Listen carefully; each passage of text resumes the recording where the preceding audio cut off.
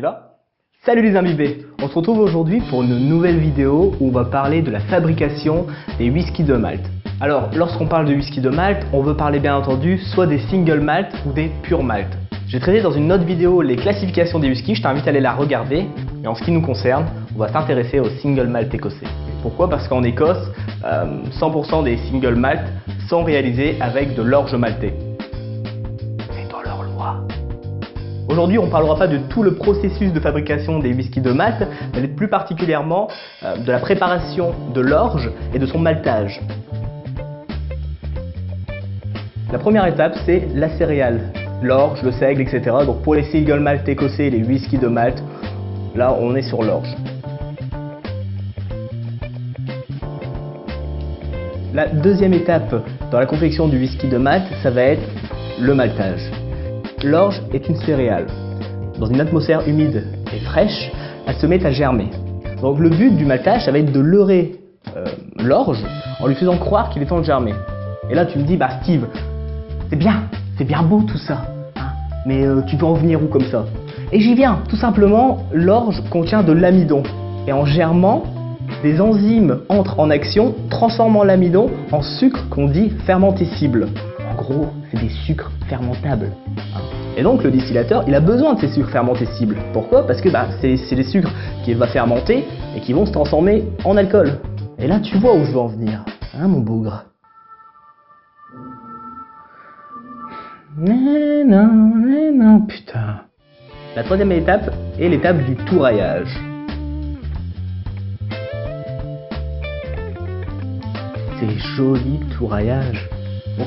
Le touraillage, qu'est-ce que c'est? Encore une fois, tu vas me dire. Et je suis là pour t'expliquer. Et comment on fait? C'est quoi? Comment? Pour expliquer. C'est quoi? Et voilà. Pas de problème. Le touraillage, il y a plusieurs manières de le réaliser. Mais qu'est-ce que c'est? L'amidon a été transformé en sucre. Il va être important pour le distillateur de récupérer ces sucres. Eh oui. En passant, le touraillage, c'est aussi une manière de mettre un terme à la germination. Donc, le touraillage, option numéro 1. Et là, j'ai envie de te dire, bon, bah là, il n'y a rien de très compliqué. C'est le touraillage classique. En fait, hein, on fait sécher l'orge en le ventilant à de l'air chaud, tout simplement. Option numéro 2, et là, les fans de whisky tourbé, c'est à vous que je m'adresse, c'est ce qu'on appelle le tourbage. C'est à ce moment, à cet instant, aussitôt dans la fabrication du whisky, qu'on va déterminer si notre whisky sera tourbé ou non. Donc le tourbage, c'est quoi? C'est-à-dire qu'au lieu de faire sécher l'orge en le ventilant d'un air chaud, on va tout simplement le faire sécher sur un feu de tourbe. Donc comment ça se passe? Donc ça ressemble un petit peu à ça. Pourquoi je monte là-bas? Il n'y a rien là-bas. Ça ressemble un peu à ça, c'est-à-dire que c'est tout simple, hein. C'est un type de terre en fait. Hein. C'est de la matière organique fossile qui a été créée par l'accumulation de matière organique morte, donc principalement végétale, qui est restée en contact sur de très longues périodes, et ça, et ce, dans un milieu humide, hein, ce qu'on appelle les tourbières. Voilà. Et qui donne donc de la tourbe. Voilà, au poil. Et en brûlant, les huiles contenues dans la fumée de la tourbe vont venir s'imprégner à la surface de l'orge. Alors qu'est-ce que cela va apporter au produit final? Eh bien, tout simplement toutes les caractéristiques organoleptiques de la tourbe, c'est-à-dire un goût fumé, comme si on dégustait un saucisson ou un jambon fumé au bois de hêtre, sauf que là, eh ben, on est sur de la tourbe. On passe maintenant à la quatrième étape qui est le concassage. Il est important de préciser qu'à cette étape, on n'a toujours pas extrait le sucre de la céréale. Donc vous l'aurez compris, le concassage c'est quoi? C'est tout simplement le fait de moudre la céréale en la mouture.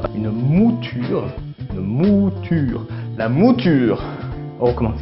De concasser la céréale en une mouture très grossière qu'on va appeler le grist. La céréale broyée quoi, le grist.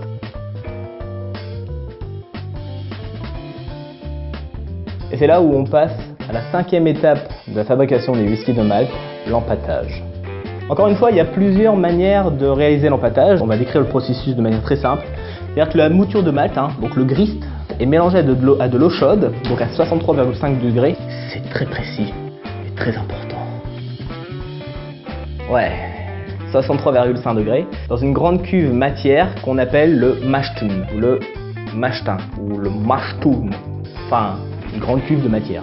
Et donc c'est au contact de l'eau chaude que le grist en fait va se libérer de son sucre. Il en résultera un liquide sucré, donc c'est le moule de bière si vous voulez, qu'on appelle le wort.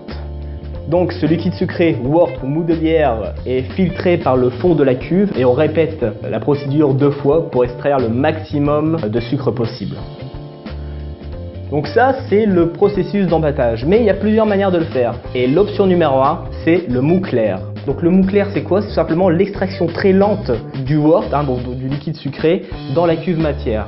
L'option du mou clair, en fait, donnera des caractéristiques organoleptiques particulières au whisky final, qui sera généralement très peu marqué par les notes de céréales, de noisettes ou d'orge maltais.